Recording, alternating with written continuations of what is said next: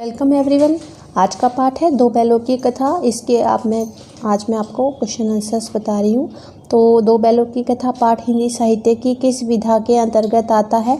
यह कहानी विधा के अंतर्गत आता है।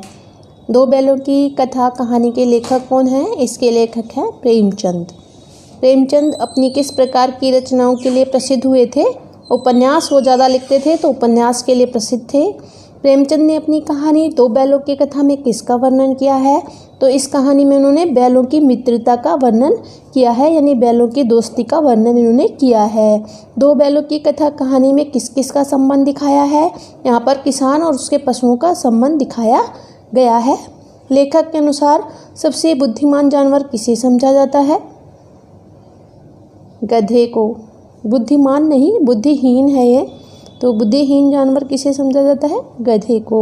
हम जब किसी व्यक्ति को मूर्ख बताते हैं तो उसे क्या कहते हैं? उसे गधा कहते हैं। गाय किस दशा में सिंघनी का रूप धारण कर लेती है?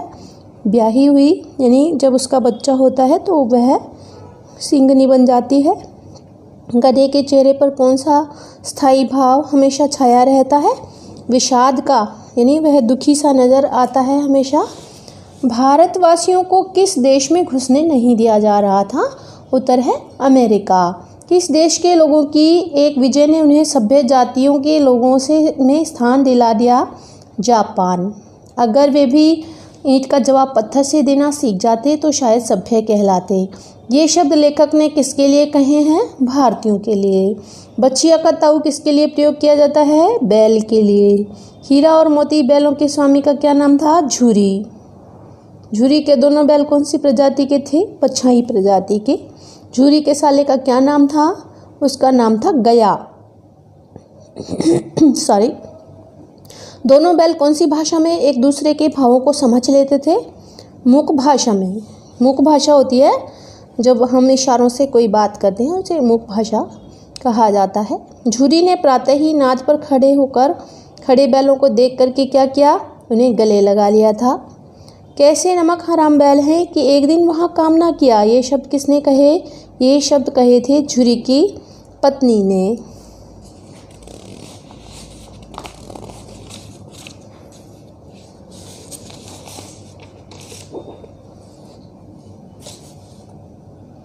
वे लोग तुम जैसे बुद्धुओं की तरह बैलों को सहलाते नहीं। ये शब्द किसने किसके प्रति कहे थे? झुरी की पत्नी ने झुरी को कहे थे। दूसरी बार गया बैलों को कैसे ले गया? दूसरी बार जब गया लेकर के गया था तो उन्हें बैलगाड़ी में जोत करके लेकर के गया था। गया की लड़की को बैलों से सहानुभूति क्यों थी? क्योंकि उसकी सौतेली माँ मारती थी। गया के घर में दूसरी बार बैलों की रस्सियाँ किसने खोली? गया की बेटी ने। हीरा ने मोती को गया की पत्नी पर सींग चलाने से मना क्यों कर दिया? क्योंकि वह स्त्री जाति थी और स्त्रियों पर सींग चलाना नहीं चाहिए। गिरे हुए बैरी पर सींग ना चलाना, ये शब्द किसने कहे? हीरा ने। खेत के मालिक ने दोनों बैलों को कहाँ बंद कर दिया था? कांजी हाउस में। दीवार को तोड़ना से बैलों की कौन सी भावना का बोध होता है? यहाँ पर विद्रोह की भावना का बोध होता है। मोती के द्वारा दीवार गिराने पर कौन सा जानवर नहीं भागा? गधा नहीं भागा था। दोनों बैलों को कांजी हाउस में कितने दिन रहना पड़ा?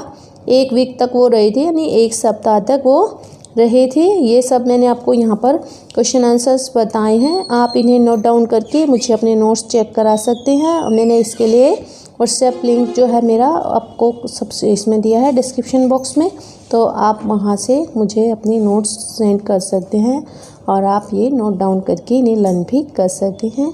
लॉकडाउन में बाहर जाने की अभी मनाही है, स्कूल बंद है, सो आप इस तरह पढ़ाई कीजिए जिससे आपके अच्छे मार्क्स आएँ। और चैनल को सब्सक्राइब कर लीजिए, साथ ही बेल बटन को भी प्रेस कीजिए। Thank you for watching.